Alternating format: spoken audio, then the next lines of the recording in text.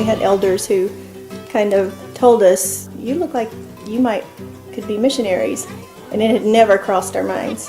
I really thought for a long time that I would be a sender, and I would stay in Tyler, Texas, and practice law, and then help send missionaries into the field. When God really spoke to me and said, "Don't be a sender, go and take your family," that was pretty scary at first. I was excited because I already had felt the call, and so I was glad that he got it too.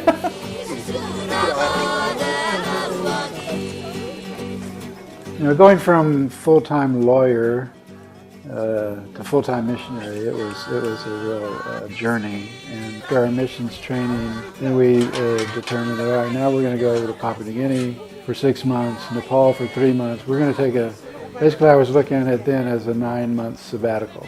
And then I'll come back and live an ordinary life. We came back to America and realized this is it. We can't come back to this and just start doing regular life again. And I think the boys, they just knew this was our life now.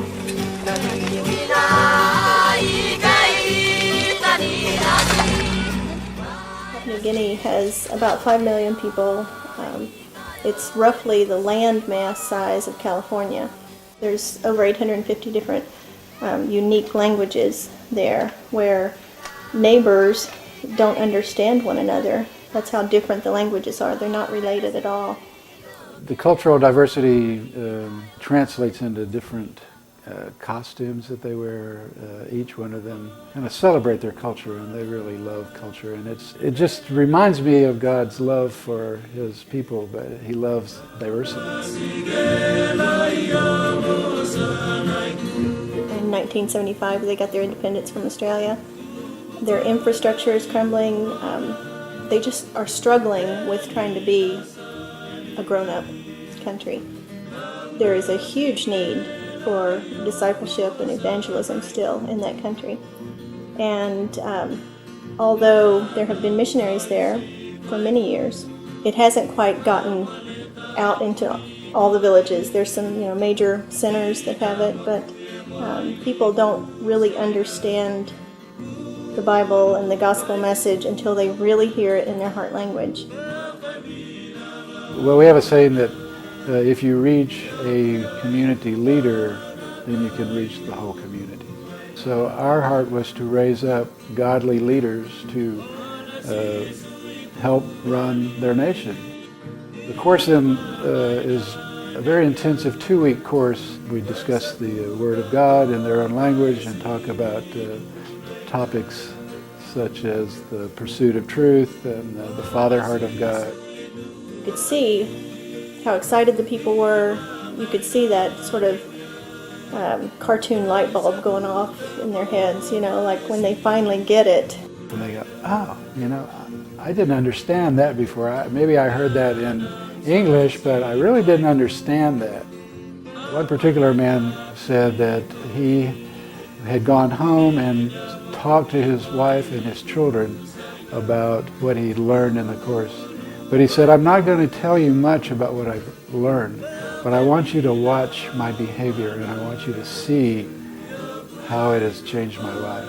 And we talked to his wife later and said his life had completely changed.